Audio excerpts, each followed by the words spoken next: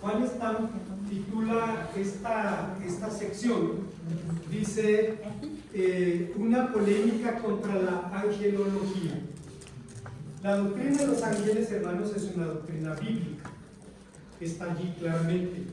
Debemos reconocer que tuvo un desarrollo progresivo. Desde el libro de Génesis aparecen ángeles. Dice la Biblia que en Génesis 18, 3 varones fueron a ver a Abraham en el encinar de Mamre. Uno se quedó hablando con él y 2 se fueron a Sodoma y a Gomorra para destruirlas. Cuando el Señor Jesucristo hablaba y decía, Abraham vio mi día y se gozó, sus adversarios decían, este no tiene 50 años y ha visto a Abraham. Y algunos sugieren, bueno, es que Cristo era uno de sus ángeles. Hay especulación sobre eso, pero el tema está allí. La palabra ángel en hebreo, a ver si me acuerdo, si mal no recuerdo, es malach, que significa mensajero. Claro, no hay una palabra técnica para un mensajero humano o un mensajero sobrehumano. ¿Cómo los distinguimos? Pues por sus características. Si ustedes recuerdan, Sansón tuvo por padre a un hombre que, como dicen en mi tierra, no estaba muy práctico. Es decir, es un hombre que la mujer le dice, vino un varón de Dios, me dijo que voy a concebir un hijo, que debo cuidarlo de esta manera. Y dice, se llamaba, ¿cómo se llama el papá de Sansón? Manoah, sí, gracias. Manoah dice, ¿cómo quisiera que ese varón viniera y me dijera lo mismo? Pues Dios se lo concedió. Estaba en el campo, viene un ángel, le dice exactamente lo mismo, y entonces Manoah sabe que hay algo sobrenatural aquí, y ofrece un sacrificio, y dice que cuando prendieron las llamas, el ángel subió en las llamas y fue al cielo. Y entonces, hermanos, este pasaje es una visión de la mentalidad masculina y la mentalidad femenina. La mentalidad masculina gira en torno al poder. La mentalidad femenina gira en torno a las relaciones. Es el ángel de Dios, lo hemos visto y nos vamos a morir. ¿Qué le dice a la mujer? Si Dios hubiera querido matarnos, ya nos hubiera matado y no hubiera aceptado nuestro sacrificio. Decía el hermano Martín Pereda, Padre Santo. Ahí está. Un hombre y una mujer hablando. Ahí están. Bueno, aparece allí, pero la angelología se desarrolla particularmente a partir del retorno de la cautividad babilónica. ¿Por qué? Porque vivieron en una cultura llena de ángeles, de espíritus, me refiero a los persas, que siempre han sido una civilización increíble, increíble. Tienen 5,000 años de historia. Recuerdo que el presidente de China le dijo a Estados Unidos, tenemos 5,000 años de historia, ustedes 200 años. Seguramente seguiremos aquí cuando ustedes desaparezcan. ¿Sí? 5,000 años y los persas igual. Hay un fenómeno, hermanos, para mí es un misterio. ¿Saben ustedes que el hinduismo, el zoroastrismo, el judaísmo, surgieron de golpe en el mismo tiempo, siglo VI antes de Cristo? Yo creo que no se ha estudiado suficientemente qué pasó en el mundo para que surgiera el judaísmo, el budismo y el zoroastrismo a la misma vez. Es un misterio. Yo creo que es un moverse de Dios. El viento sopla y sus sonidos, no sabes dónde viene ni a dónde va. Dios se mueve en la historia. El hecho es que los persas tenían categorías de ángeles y cuando regresan de la cautividad los judíos también los desarrollan. Ahora, Los cristianos herederos de la tradición judía hablamos de ángeles, de arcángeles, querubines, serafines, y hablamos de diferentes categorías que se presentan en la Biblia, pero no se desarrollan. Es decir, la Biblia no ocupa un capítulo para hablar de categorías de seres celestiales. No lo hace. ¿Por qué será, hermano David? Porque el único que merece adoración es Dios. Dice que Juan, cuando vio al ángel, se arrodilló. ¿Por qué? Porque sabía que era mensajero de Dios. Y el ángel le dice: no, yo soy tu consiervo de los de tus hermanos los profetas. Adora solo a Dios. Hoy en día está de moda la angelología. Hay tiendas que venden solo imágenes, discos, pósters de ángeles, y tienen demanda, tienen su demanda.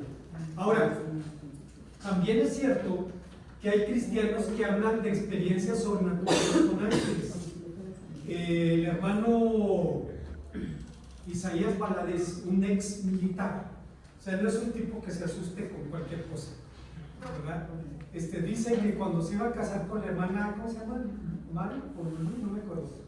Bueno, se iba a casar con ella. Son los papás de este chico, ¿cómo se llama? Se cuidaba de eso, obviamente. Bueno, un cardiólogo ahora. El hecho es que dice, nos íbamos a casar y fuimos a la Ciudad de México a invitar a los parientes, que daban las invitaciones. Dice, en la carretera tuvimos que pararnos en un lugar. Dice, y llega una persona y dice, quítense de ahí porque es un lugar peligroso, aquí hay muchos choques. Muchas gracias. Dice, me subí, me quité de ahí, llegó un carro, se estacionó allí mismo y llegó otro atrás de él y lo hizo pedazos. Dice, y cuando volteé para el pelado que me dijo, no estaba. Dice, en aquel tiempo no es como ahora que la carretera está llena de negocios. En aquel tiempo era baldío, no había nada. Dice, por más que busqué, no encontré a nadie. Y dice, y yo creo que Dios hizo eso. Dice, nos cuidó. Ha habido gente que dice, recuerdo una anécdota en Sudamérica, si mal no recuerdo, en Colombia, de alguien que decía que un grupo guerrillero iba a atacar a un grupo evangélico. Dice, y pues se sabía que querían hacerlo, pero nunca lo hicieron. Después un guerrillero se convierte y les dice, oigan, ¿y por qué no nos atacaban? Dice, no, pues con la tropa que tenían ahí rodeándolos, dice, era imposible acercarse. La Biblia dice, porque, ¿qué dice? A sus ángeles les mandará cerca de ti, que te guarden. Y dice, no hay otra explicación. Como ellos vieron lo que nosotros no vimos. Dice, y simplemente no se atrevieron a acercarse. Yo no emito juicios sobre estas experiencias, me reservo el derecho de valorarlas a la luz de la Biblia.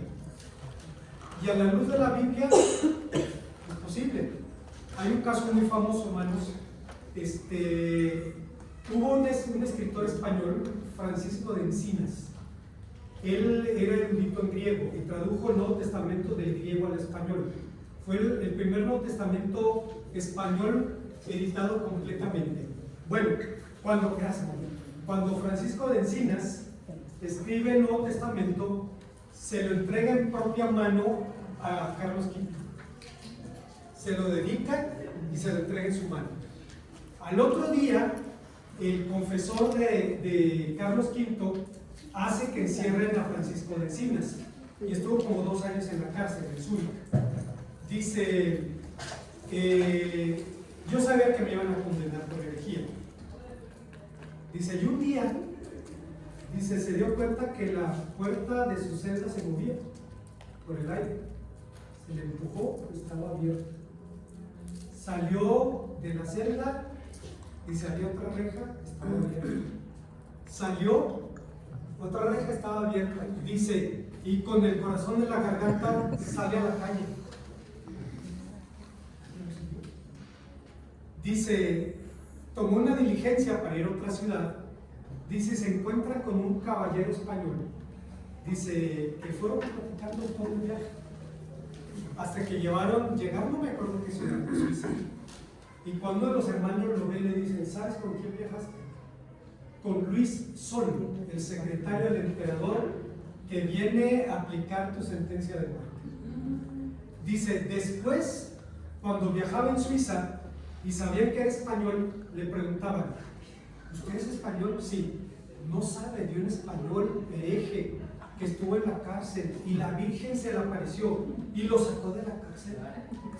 No sabía de eso, dice, me estaban contando las muelas con mi propia historia. Dice, él se arrepintió, creyó en la Virgen y la Virgen lo libró.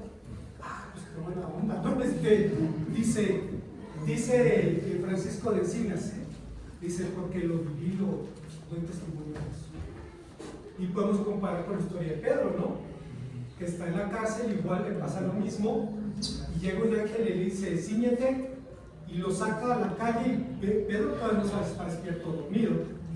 Llega a la casa donde están los hermanos reunidos orando por él, toca, y una chica llamada Rode pregunta, ¿quién? Pedro. Deja a Pedro en la calle y les dice, es Pedro, dice. Y todos dicen, está loca, ¿qué le pasa? Hasta que alguien oye otra vez tocar, abre la puerta y es Pedro. Entra Pedro, les cuenta lo que pasó y dice el texto, se fue a otro lugar. La tradición católica dice, se fue a Roma a fundar la iglesia, pero no es cierto. Porque Pablo encuentra a Pedro 14 años después en Jerusalén. Cuando llega a Jerusalén, Pablo por primera vez y va a ver a los apóstoles, habían pasado 14 años. Si Pedro fundó la iglesia de Roma, esos 14 años después, entonces, hermanos, no fue obispo 25 años y tuvieron que matarlo cerca del año 70. El mito se cae a pedazos. Pedro no fundó la iglesia de Roma. Y el reclamo de la iglesia de Roma, ser la única iglesia de Cristo, cae por su propio peso. La verdad es que la iglesia de Dios en la tierra somos las iglesias de Dios en la tierra, formados por todo tipo de gente, que hemos sido llamados por el Evangelio al amor de Cristo. ¿Preguntas o comentarios? Sí, yo tengo una. Hermano, hace ratito que decía usted que los persas empezaron a aplicar este tema de niveles de ángeles. No sé si en Jeremías o en Isaías habla de el príncipe de Persia. Sí. Yo entiendo la lectura que es una potestad. Sí. Mi pregunta es, lo que dice la Biblia es de la perspectiva de los propios persas, de sus categorías. No. Los judíos siempre que tomaron algo de otra cultura lo adoptaron en un marco monoteísta. No sé si ustedes sepan, hay un capítulo, no recuerdo nunca, hay un capítulo entero del libro de Proverbios que viene de un libro egipcio de sabiduría. Si usted los pone uno junto al otro, son las mismas palabras. Ahora, los hebreos siempre reconocían que había sabiduría en otros pueblos. Dice que Salomón fue más sabio que los orientales. Pero eso sí, enmarcaban esas enseñanzas, que son morales, en un marco monoteísta. A diferencia de otros pueblos que eran politeístas. Los hebreos decían, no. La santidad a la que Dios llama al hombre se deriva de un atributo comunicable de Dios. Santos seréis, porque yo vuestro Dios soy santo. Es un atributo comunicable. Claro, a otra escala, porque la santidad de Dios es infinita. Los puritanos decían que la santidad de Dios es la joya más resplandeciente de su corona. La palabra santo, kadosh, viene de un término hebreo que significa brillar. Brillar. Algunos dicen apartado o diferente, sí, pero todavía más allá. Brillar. Quiere decir que Dios brilla con brillo propio. Los planetas reflejan la luz del sol. La luna refleja la luz del sol. El sol brilla con su propia energía. y guardando el sentido de proporción, Dios brilla por su propio carácter y naturaleza. Entonces, sí, pero siempre en un marco monoteísta. Sí. Debemos reconocer que los hebreos tomaron elementos de otras culturas, pero en un marco monoteísta. Ok, ¿alguna otra pregunta o comentario antes de terminar? Bueno, seguimos la próxima semana. Vamos a hablar de los ángeles y es un tema bien interesante. Gracias, hermanos. Dios los bendiga.